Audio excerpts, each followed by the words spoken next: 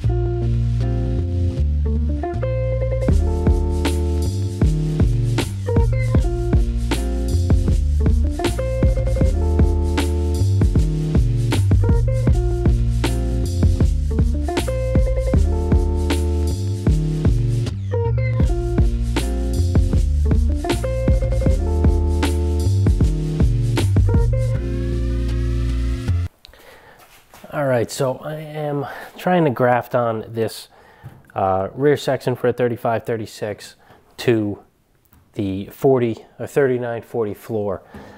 So I cut off the 40 rear panel, and I have the 36 rear inner panel bolted on right now, and I kind of laid it on top. This does belong under the sub rails on the front, but that little bit's really not going to change too much, just for mock-up. So right now the top of this inner panel is hitting the bottom of the floor, so I need to trim it, and I chose 4.5 inches from here up, because that's kind of going to land in the middle of what I left. So that's kind of where I want this, because right now this is sitting higher because it's touching the bottom of the floor. I can stick my hand under where the floor is supposed to hit the frame. So once I relieve that, get rid of this material here, it should hopefully let this floor go down to where it sits on the frame and where it's happy, so I can then adjust and tweak everything here so that I get a nice cut line, and I can trim it and weld it so everything's nice and where it's supposed to be. I'm not sure what I'm doing with this corner here. It's a little funky, but you know, we'll cross that bridge when we get there. Looks like it just kind of comes in, so I'll look at the old floor and kind of compare, do a compare contrast, and kind of build from where I need to be. But as long as the rear panel is here, that's the main thing that counts back here, because the rest of the floor is kind of really only spots welds to the inner fender well, and you know, it doesn't need to be perfectly spot welded where it was, because I'm making new ones anyway. So, but that's where we're at. So I'm going to cut this one probably in place, then drop the floor down again and trim it.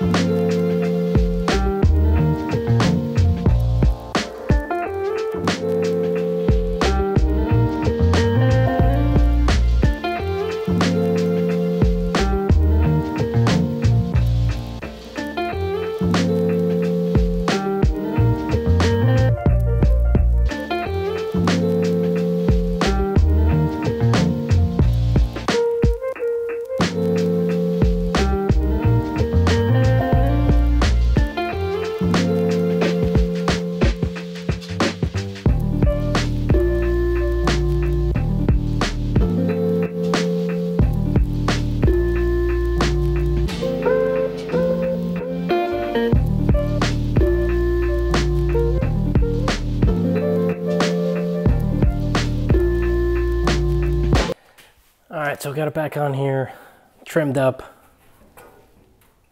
Just got to push down a little bit, close that gap up, because this is just kind of sitting here in the open. So I'm going to start tacking along from right to left, you know, just getting everything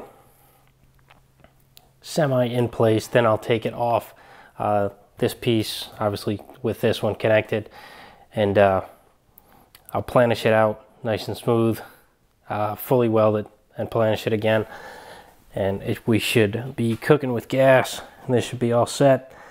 Just gotta do these corners a little bit. I think it's just gonna stick with the round like this is here. Just kind of make a round corner out of it. Just take a hammer and dolly and just kind of go after it, make it round, make it match this contour here, and then have those just meet back up with this right up in this corner, make it look semi-factory. I think that'll look pretty good. So got some material to work with there, so I'm all set with that. Should be fine both the sides.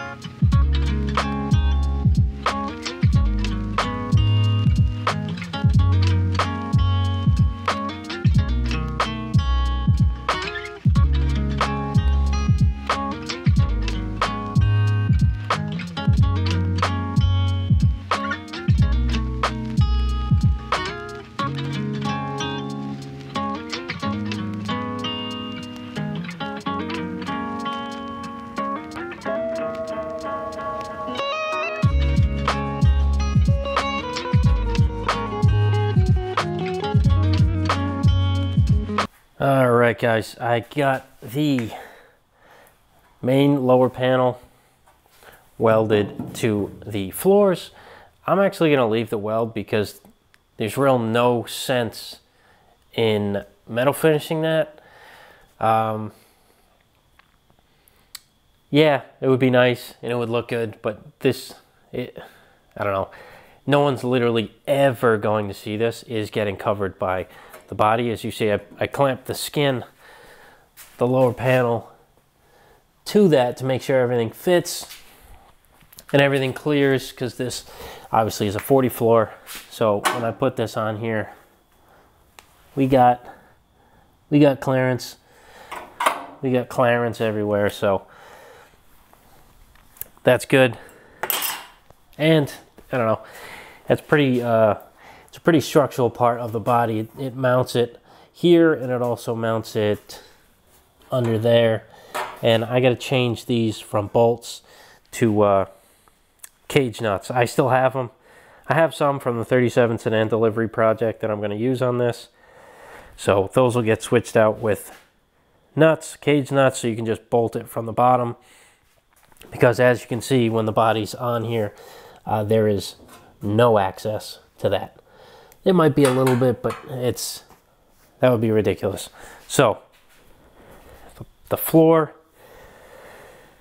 so far I think is done, besides welding it all together. So everything is modified the way it should be. I have the sub rails on here clamped down, bolted there, and here I'm going to get some more hardware, I think Monday, so I can bolt the floor fully down, measure, cross measure, make sure everything's square, tighten it down real good, and then probably going to do a few stitch welds along the sub rail just to kind of lock it in place, and then I will figure out how to use that Lenco panel spotter. I just watched a video on a guy, he was using it, and because it has the two leads that are separate, and I was kind of like weary on like, does it kind of work? It's kind of hard to see where you're at on both sides. But I saw a dude use it, and he used the two leads on the same side. Like, say my fingers with the two leads, he would like put them here and like press real hard and hit the trigger, and it would literally put two spot welds. So I'm going to do a couple test pieces first to make sure that'll work. He flipped the piece over and there was penetration all the way to the other side. So it worked. It's kind of odd. I didn't think they worked that way, but they must. So I think I'll use that method if it works on joining these panels and these here, because this one is one separate panel. So I'll do that technique, like put spot welds like this all along here, because I'm not going to be able to accurately put a lead underneath and match it on the top side. I'd need someone else, and I do need to do a lot of measuring and marking on these things. So like when you put it on, it was like directly like touching through the metal. I don't know if this makes any sense, but it would be difficult. So if that method works, it would be amazing. Put like 4 here, 4 here, 4 there, 4 there, 4 there, and so on and so forth. I could, once I have the sub rail stitched, unbolt it so the floor unbolts in one piece, lay it on its side, and I could do the sub rail to the floor in the normal one lead on one side, one lead on the other kind of technique to get this sub rail spot welded on, because it's right on the edge. I'll be able to kind of get to it pretty easy. But I'll try both methods. If the one from up above works better, I'll just do that. But I'm kind of glad that I got that.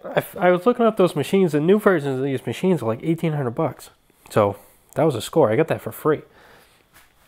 Hope it works. If not, I'll be drilling holes and doing rosettes, which is, Not uncommon for me to do and not a problem. But I am super pleased on how this floor is turning out. Not that I made any of it, but U-Pack does a really good job making these floors. And at the end, if this turns out, I'll be recommending these floors to anyone who's doing a 35 to 40, because it should be the same. Because if it works for this, it should work for a 37, it should work for a 38, and obviously 35 because it's the same as this. So yeah, next time I'll be messing with that spot welder. This week was a little, not crazy. I was just up in New Hampshire from Monday to Thursday, Friday, and today, Saturday. My wife had a bunch of photo shoots, so I had to watch the kids. So I didn't really get out here too much.